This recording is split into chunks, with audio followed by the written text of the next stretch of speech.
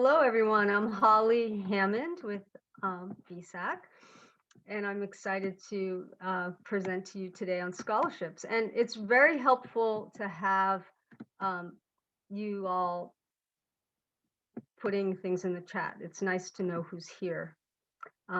So with that said, I'm going to try to get this started. So you are here for the scholarships workshop. And again, I want to introduce myself. I'm Holly Hammond. I work in the southern region of the state. And I want to give a shout out to Carrie Harlow, who she put in the chat that she is my coworker who knows a lot about financial aid and scholarships. And if questions arise during the presentation, Carrie will help to answer those questions. Otherwise, we'll have a question and answer period at the end. So today, what we're going to cover. So 3 keys for understanding a successful scholarship search, and 4 steps to remember to include in a successful scholarship search. So basically, that's just the overview. And again, questions as you go in the chat, and we can also hold them to the end. So scholarships, what are they? Free money to help pay for college. Money can come from various sources. Named scholarships that honor someone, organizations, garden clubs. There's so many organizations that offer scholarships. The types of scholarships, they could be based on need, family financial need, or based on merit, some type of talent, grades, community service, or both combined, need and merit. There can be contests that offer scholarships, essay contests, or sometimes it's just a random drawing for a scholarship. They can help fill the gap between a family's EFC. Now that's financial aid in the industry, EFC, estimated family contribution that you come up with through the filing the FAFSA. The federal government determines based on your income and assets. So the gap between what the family's expected to pay and what the college offers in financial aid. Where does the money come from to fill that gap? Often it can come through scholarships. For families with more resources, merit scholarships can sometimes help with family contribution. So that's an important thing to know. So basically, some colleges will offer merit aid just based on a student's grades and what they've done in high school, and without considering their income or family assets. We'll talk about that more as we go. But it's just important to understand how colleges treat outside scholarship money. And again, we'll cover some questions to ask about that.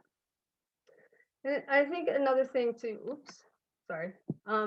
just to think about is that they take work. Scholarships, the scholarship process is something that it's good to prepare yourself for. Students who are on this call or in this forum, and for parents, and it's a tough kind of balance. Again, having gone through it with my son, the balance is you want your student to be motivated. Students, you want to be motivated even when you're so tired and kind of finished with the process. So you have to kind of gear up for it, in other words.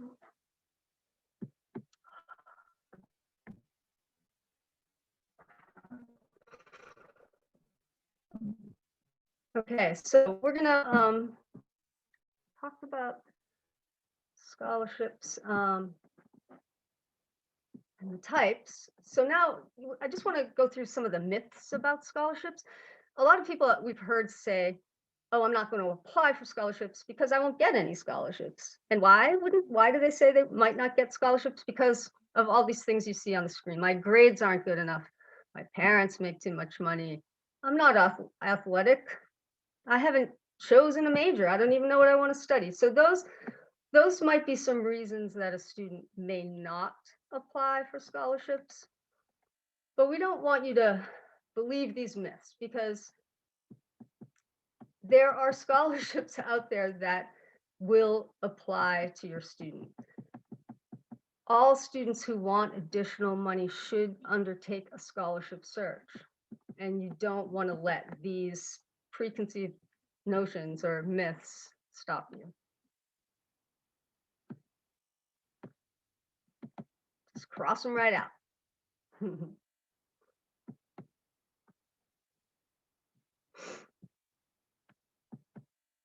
So there's some very key elements to a successful college scholarship search or process.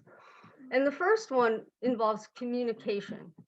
One thing you need to know is that when you apply for, say, grants and need-based aid through the FAFSA or through VSAC, the VSAC grant, or through the college, or the college application process, for instance, it's usually a two-way street.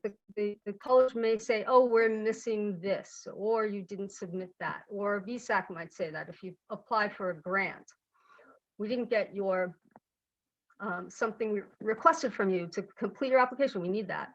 With scholarships, it's different. It's on you to understand what it is you need to give to the scholarship committees, when you need to get them there, get the information there. You can ask them questions like, how do I access your application, for instance, or did you receive all of my documents? Those are questions that are fine to ask, but don't expect them to come to you and say, oh, something's missing. So the communication piece is really key in the scholarship process. The other thing is you need to know their eligibility requirements of the scholarship. So what is it that they're asking for? Does this apply to? Does it apply to me? Do I meet these eligibility requirements?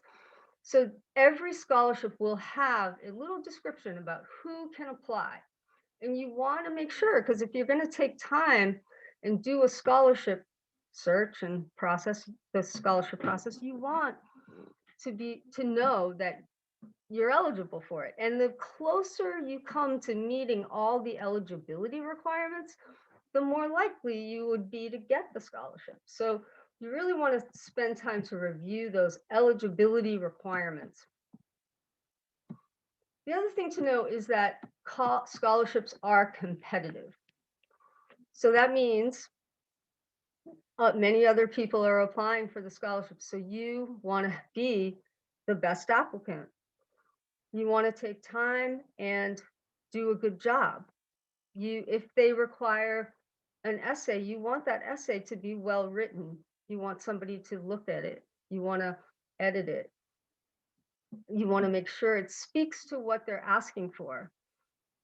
And you want your recommendations, if there's recommendations required, to be excellent recommendation letters, so from people that know you and can speak to your talents.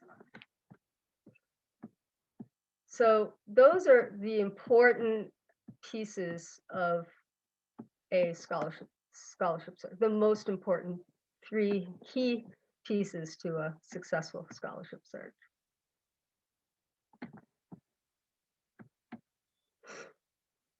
So there's different types of scholarships, and one way we've sort of illustrated it for families is in the shape of a bullseye, so that we can illustrate that the outer ring is what represents national scholarships. So the outer ring, if you think about it, is the widest net. So it's anybody in the whole country could possibly apply to those scholarships. So the applicant pool is clearly going to be pretty big. That doesn't mean that you might not meet all the eligibility requirements and be an excellent candidate. So some examples of the national scholarships are like the Coca-Cola Foundation has a scholarship, and Best Buy has a scholarship, and so does Discover credit card scholarship. So, there are national scholarships out there. Their deadlines tend to be earlier. Sometimes they apply to even juniors. Um, Coca-Cola, for instance, I think they might even award one per state, one scholarship to a student from each state. And I have seen Vermont students be awarded that scholarship. So it's not bad. And sometime to take a look and see if you might qualify for some of the national scholarships. But just know that there are probably going to be a lot of other applicants that you're going to be competing against. So if we're looking at the bullseye and you go a little closer in, then we're looking at the state scholarship. So for instance, the VSAC scholarship book, we have the VSAC offers, I don't know how many exactly scholarships through our VSAC scholarship booklet. And that many of them, anybody in the state can apply to. Some of them are more localized. The Elks Scholarship, for instance, is a state scholarship. There's some others in our state that apply to all students in the state. So again, the applicant pool is going to be bigger, but maybe not as big as the national pool. And then finally, we have the locals. And the locals are the scholarships that are for the people in your town, the people from your school, the people who in a specific, very small region of the state. And those are the scholarships that the pool of applicants for the scholarships are going to be smaller. They're going to be just people from a particular school. They're going to be people from a particular town, people who are members of a particular credit union. So in a small town. So there are some that might fit you to the T with only 4 other applicants. So that pool is the pool to really not to overlook. If you're going to not overlook any of the pools of scholarships, you don't want to overlook the locals, because those are the ones that are kind of set up just for you at your school.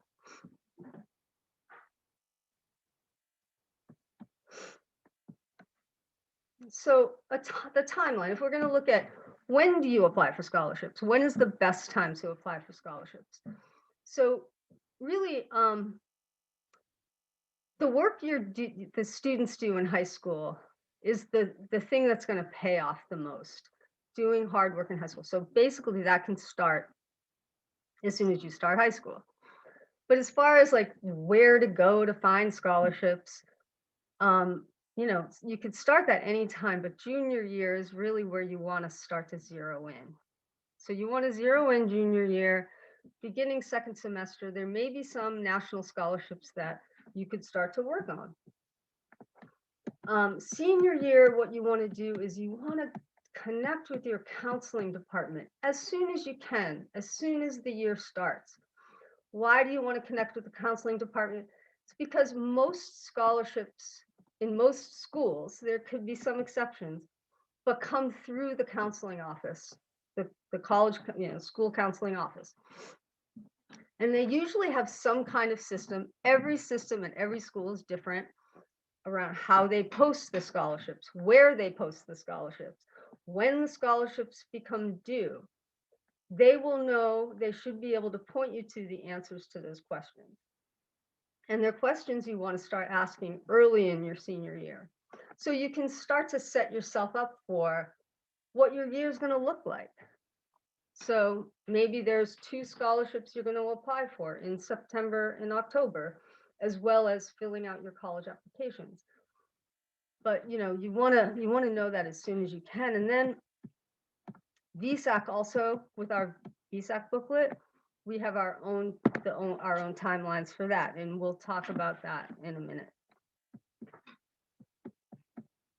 And again, remember, the more you can sort of prepare yourself in advance for this whole process, the better it will be for you, because it's going to take some work. And I can tell you, and Carrie can tell you, and probably Susie, being on the call too, having children going through the process, that you get tired, the students get tired after filling out their college applications. And then to think that you have to gear up for another round of filling out applications and putting together essays and recommendation letters, it can get tiring. So the more you know that that's the work that you put into scholarships could really help you and your family afford college and maybe even make a choice of a college that you really want to go to, but you would have a bigger gap. This can help. The scholarship process can help. And on a side note too, if adults returning to college are looking for scholarships and say you just missed the timeline for a certain scholarship, oftentimes you can apply for them the following year. So, you need to know when the scholarships are due and if they're one you can apply for year after year.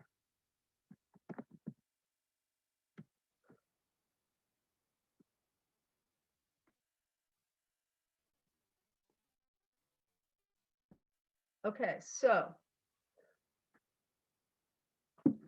this is where you want to be in communication with your college, because when you apply for scholarships and you receive scholarships, that could have some effect on your financial aid that you receive from the college. And how that would work is that if, say, the college gave you enough money to cover your need minus your estimated family contribution. So the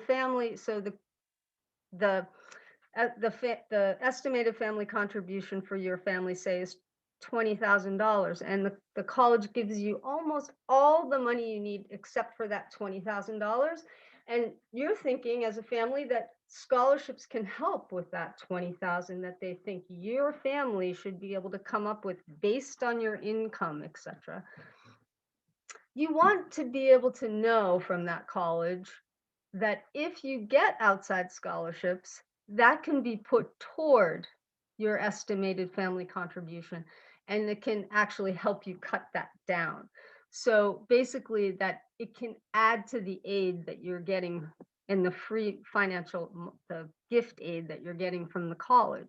So it's an important question to ask. Now, just to note on a side note, not all colleges will do that. Will take away the money they've given you because you got outside scholarships. Most of them don't do that. Occasionally, there will be a college that will decrease the aid they've given you because they feel like they've given you the fair amount. And if you get extra, they take their aid away. Now, again, don't let that prevent you from applying for scholarships, because they don't often do that. They don't often take the aid away. They'll often let you put it toward that estimated family contribution or even your loan amounts. But it's an important question to ask of the colleges.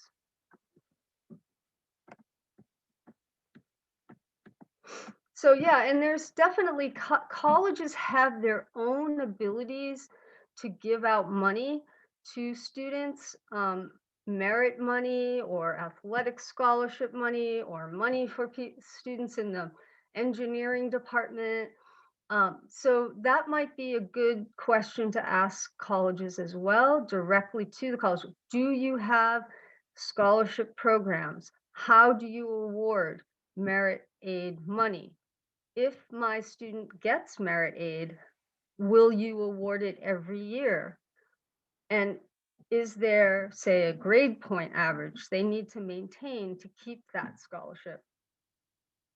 I think it's really important. It goes back to the communications slide, that you need to ask the college these questions, be in good communication with them, dialogue with them. They're different. Oftentimes, university and college scholarships are slightly different. Before we said it's pretty much a one-way street. You can't talk to they're not going to tell you anything about, how the scholarship process works. It's up to you to figure that out. Well, when colleges award the money, you definitely can ask how the process works and what you're going to have to do to have that be renewable. So the renewable scholarships are the best scholarships because that means you will get them every year you're in college. So you might also ask them, do you have separate applications to fill out for scholarships, for certain scholarships? Most colleges review your application for college and they see your grades and they see what you've done community service wise, and they'll award your scholarships based on just your application. Some colleges have separate applications and you can ask them, do you have any other applications or scholarships that I can apply for?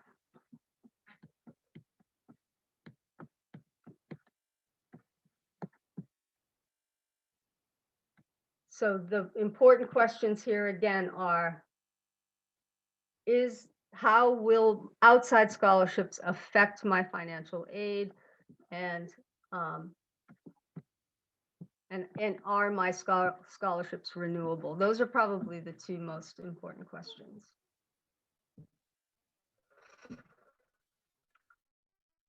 So yeah, so if you go ahead and start to search for scholarships on your own, you can go to the internet and look for scholarship searches. But here's some that we know about on this list here that we would recommend and that we have somewhat vetted and know that people have used them. So fastweb.com, that tries to sort of narrow down your search. You can tell them where you live and what you're interested in, what the student's major might be, if they know some things that they've done, and they can target some scholarships for you specifically. Now, College Board, I have a student this year I work with in Brattleboro who actually was awarded a College Board scholarship, and that was just because she did certain things. She signed up for the scholarship process through the College Board. It's a very simple thing. You just kind of check a box saying, yeah, I do want to be considered for scholarships. And if you file your FAFSA early, and if you do a college search through their website, and I think there's one other thing, maybe SAT, something you've practiced on Khan Academy or whatever, they will put you in a drawing for a scholarship. Raise.me is also a scholarship awarding system where a student writes up a list of what they've done for community service, the colleges that they're interested in, and they get points for each new community service project they've done, each good grade they've gotten in high school. And that will, some colleges say they award grant money or scholarship money based on the points. And then militaryscholar.org, I'm not as familiar with, but you might want to check that out. And Carrie might have something to say about that. Maybe I'll put that up to you at the end.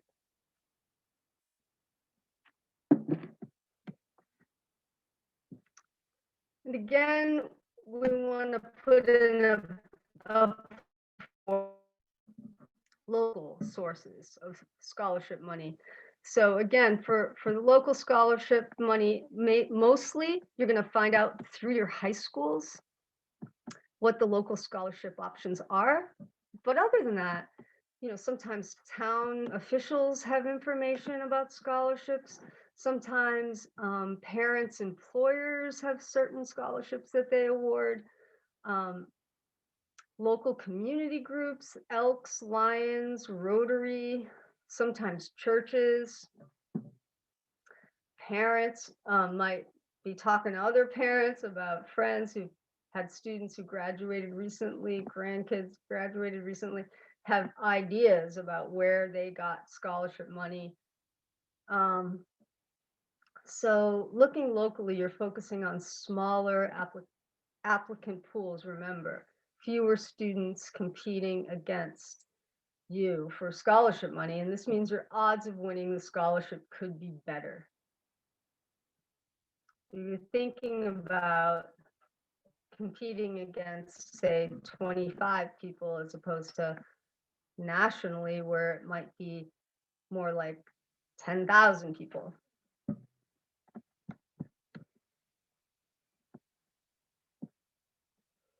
So now I'm going to talk a little bit about how VSAC works with their scholarship booklet. I don't know if you can see this, but you'll see the picture on the slide that the booklet typically comes out in October every year. That there are instructions inside the book. The book, it helps to have the printed version. Often you can get them through the counseling department. The booklet is in the schools I work at, usually in a public place. Some schools make sure each senior gets one in hand. But you definitely want to look through it. There's some old ones probably in the counseling departments now. And they're outdated because the deadline for the scholarships were in February. So just so you know, they'll be similar next year. There'll be some new ones. There'll be some that maybe aren't in there anymore, but you can take a look at it early and just see, oh, do I qualify? And you follow the same instructions we were telling you before, is that you look at each scholarship and you see, am I eligible for this? Some, again, you'll cross right out. No, I don't live in Chittenden County. Or if you do live in Chittenden County, you're still maybe eligible for it. You know, you're not knocked out. So there's some eligibility requirements in the VSAC book that might be county specific. There are some that might be field of study specific. There are some that might just ask if you have some sort of obstacle or hardship that you've faced. There's a scholarship in there for students in foster care. There's scholarships that are for people in, a very small little part of Vermont. So you have to look through each one of them, cross them out if you're not, circle them if you are. There's plenty for nursing students. There's some for, aspiring engineers. So, and again, some do not have specific majors that they need a person to already understand that they're going to study. So, so you get the booklet in your hand as soon as you can. When it comes due in the fall, or when it comes available, I should say, in the fall, and take your time and comb through it. And also come to understand what it is. How do you then take that list of scholarships you're eligible for and turn it into an application? And there's a whole process that's described in the booklet. You have to get a My VSAC account. You have to go to the Unified Scholarship application and submit your documents through there. Again, next year it'll probably be due. Typically, it's usually the first part of February, before the February break. And that gives the committees in the VSAC time to review all the applications. And remember, the most important thing, one of the most important things about all scholarships, definitely this is true with VSAC, is to know when they are due and make sure they are not late. We know that with VSAC, if any scholarship is late, like misses the deadline, then no matter why, there's no reason that they would take for a scholarship being late. They would just go in the reject pile. So all the work you've done, even if even if it's just like a day late and there was a good reason, they're not going to accept it. So to get it in a little before the deadline, if not well before the deadline, makes a lot of sense. And again, the deadline, if it's online submissions, it's usually the deadline would be at midnight of the day it's due. But if you're mailing it, it needs to be in by the day it's due, or at least postmarked by that day. And you should know the difference. Is it okay for it to be postmarked by the date, or the it has to be in by the date? And there's another section in the back of the VSAC scholarship booklet that has other scholarships, and they're basically, you have to follow their own instructions for each of the scholarships in the back of the book. But the front part, it's all through one application with separate and various attachments included. If you need help with the VSAC scholarship booklet, counselors at the school counselors should know pretty much how to do it, and you can call VSAC with clarifying questions or ask to be put in touch with an outreach counselor for clarifying questions.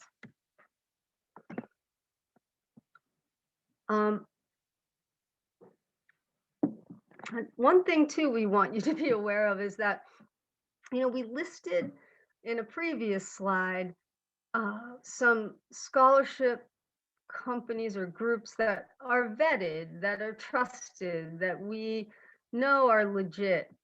But one thing you want to be careful of are the scholarship scams. If you have to pay money to submit an application for a scholarship, that would be a scam. You don't want to do that. They might say, hey, fill out this form and give us all this information and we'll send you some scholarships. That doesn't sound right to me either. Like, if it feels like it maybe is a little bit, suspect, kind of just like people talk about internet scams. People are looking for ways to make money all over the place. So you don't want to be caught up in that. So be careful. Be careful if you do a national search on the internet for scholarships, that there may be some organizations that aren't quite legit. And again, one clue about that is if they ask you for money to submit a scholarship, because that doesn't sound right, or it isn't.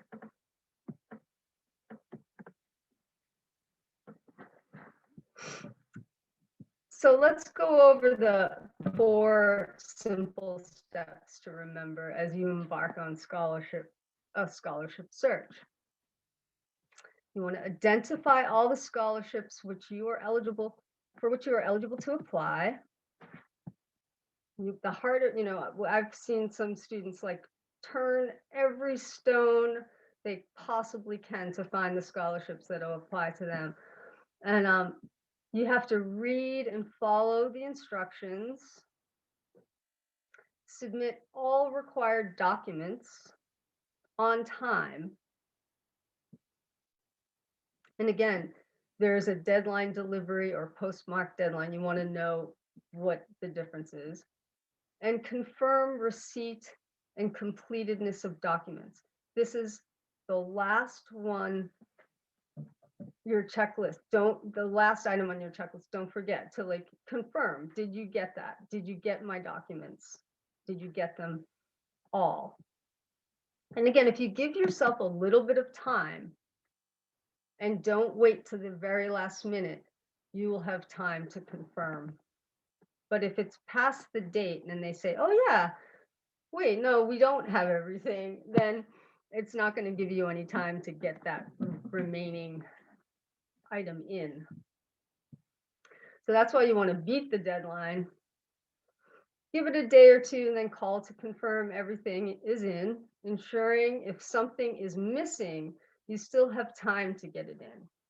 If you submit at the last minute on the deadline date, you're not going to be considered.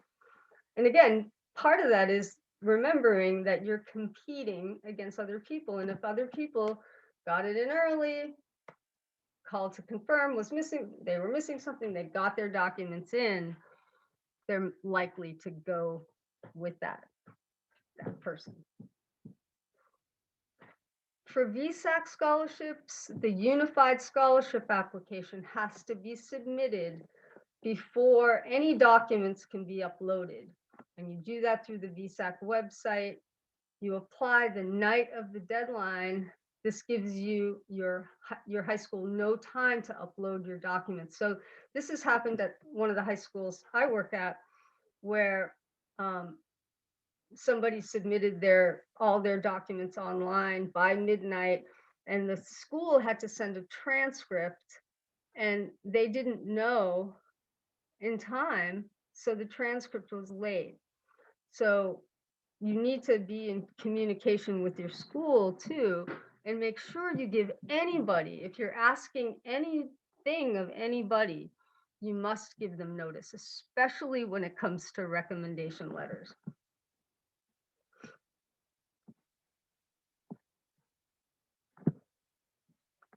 While we don't have the knowledge to comment on every scholarship program's selection process, we can give you an insight into how VSAC's process works.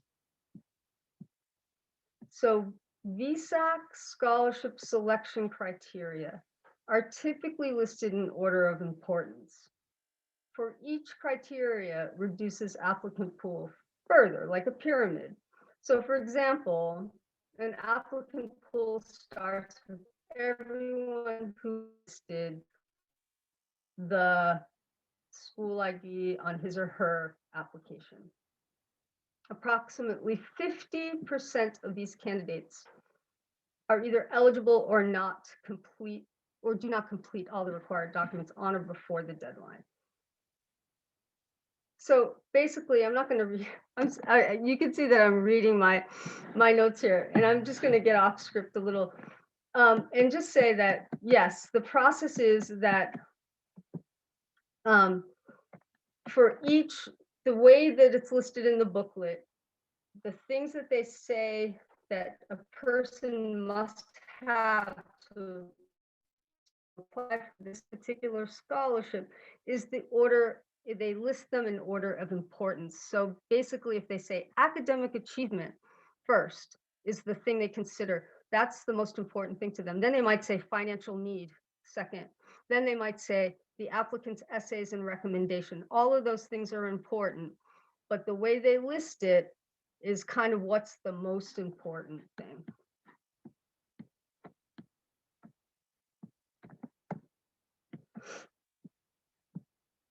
So I'm just going to summarize here, and then we're going to open up for questions.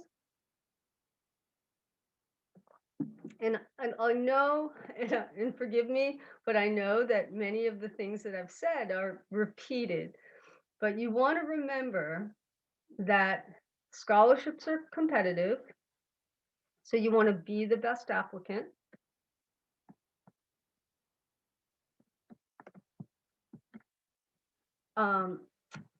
With the searches, you want to look, starting in your junior year at the national scholarships that you possibly could apply to, the state, and then the locals. Oftentimes, most of the local scholarships, they can be spread out throughout the year, but many of them are often due in the spring after the VSAC booklet scholarships are due. And be aware of the effects that the scholarships might have on other financial aid offered by the school. So remember that list of questions we talked about earlier. The questions concerning how would my outside scholarships affect my financial aid, and if, that it can go toward what your family owes. And then beware of any scams, any scholarship scams out there. Don't go, you want to be careful, you want to be mindful, and you don't want to get into any kind of over your head situation or have to pay money to apply for scholarships. So there are places where you can refer to information that we've discussed today. on the VSAC website, you can see that link to the scholarships resources and the career and college pathways resources. So we have so many resources on our website. Please use the website. I myself am always going to it and finding new things and being able to send, such great resources to the families I work with. So please use the website and you'll find information about scholarships, but so many other things that you'll find useful.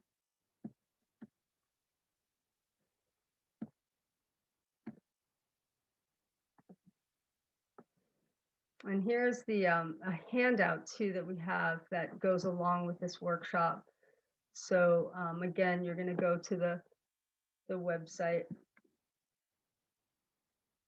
and to college and career pathways, and you'll see the resources.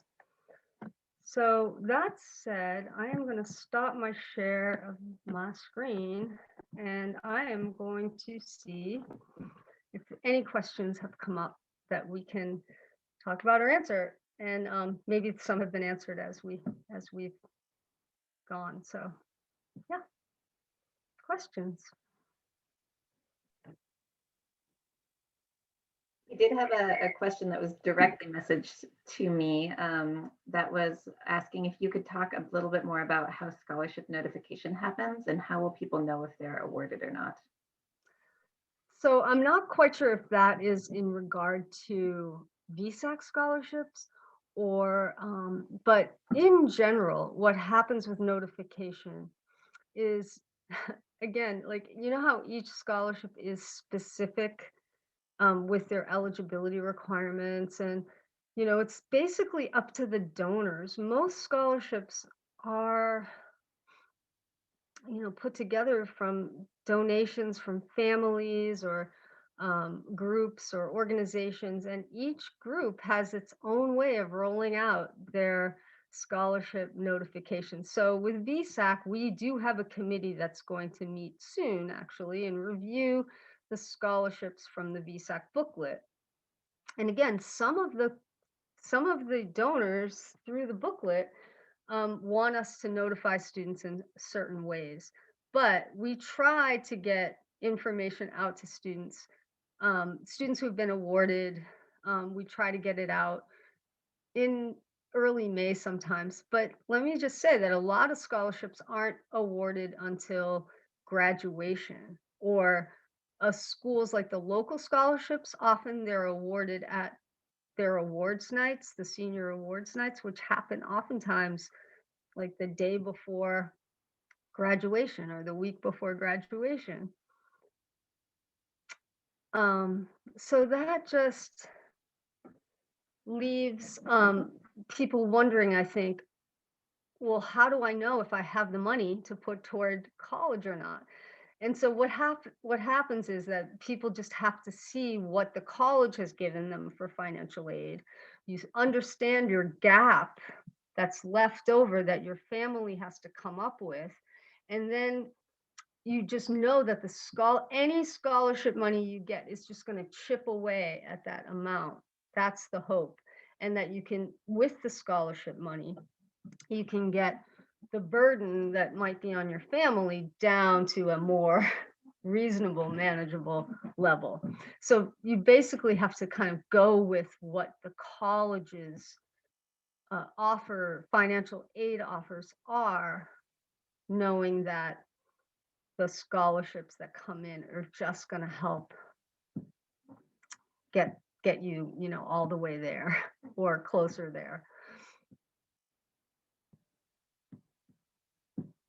Yeah, and I just want to, thank everybody who came tonight and just wish you the best. I mean, it's worth it.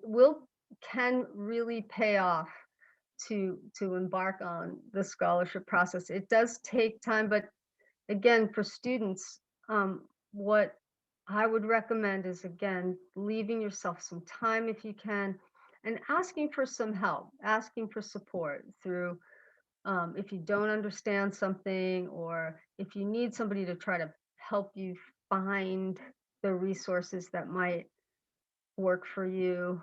Um, just ask for some help because it's hard to do this alone. It really is. And it's great when the family can be a team in the process too.